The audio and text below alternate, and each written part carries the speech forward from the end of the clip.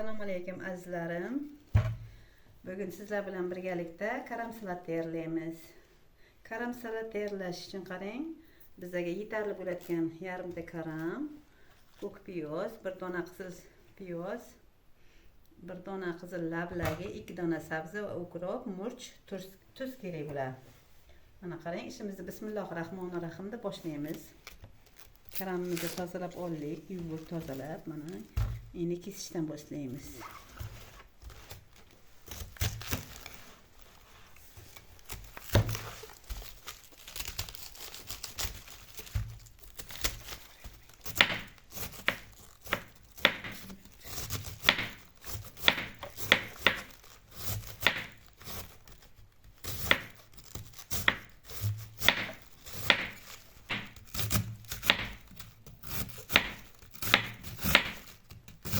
Qarang, mayin qilib kesib oldik.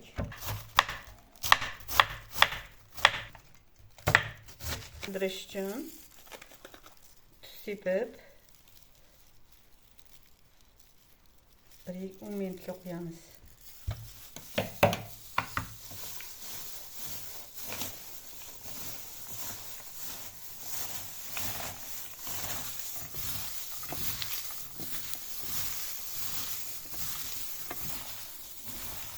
Mana karamimiz yumshoq bo'lib qoldi, qarang, yumshoq.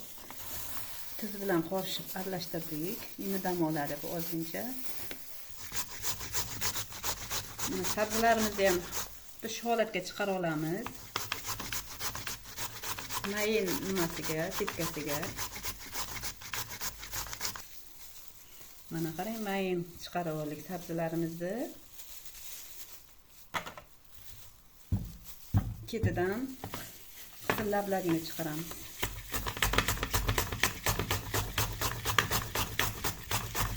Vitaminga boy.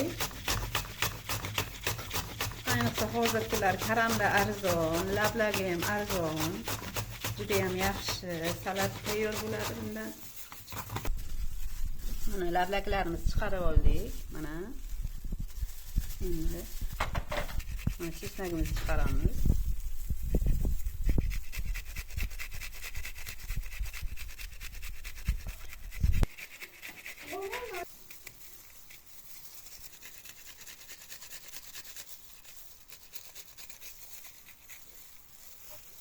Чеснок, ko'k piyoz, ko'k chesnok, ko'k piyoz.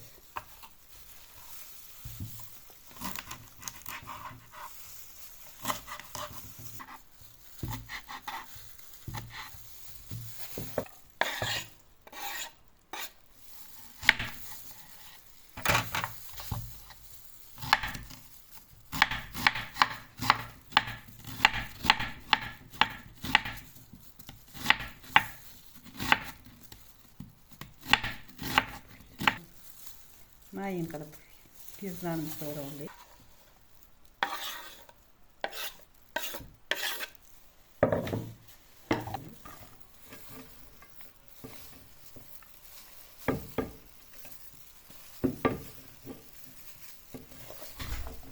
Murch, koreyskiy tuz 1 qoshiq. Mana qarang, qizdirilgan so'yamiz. Tiramiz.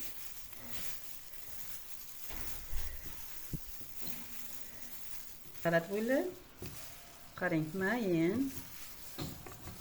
Tezda tayyor bo'ladi bu. Hech qancha vaqtingiz ketmaydi. Oshxonaga kirishga erinib o'tiradigan kelinlar uchun mana marhamat kelinglar salatga qarang. Ta'm o'zgacha. Foydali bu karam. Semittirmaydi, ozishga yordam beradi, buyrakka foydali, oson hazm bo'ladi. Hammaga yoqadi ta'mi. To'y bazmlarga ham tayyorlasangiz bo'ladi. Yoqimli salat, uncha masalliq ketmaydi, kam xarajat.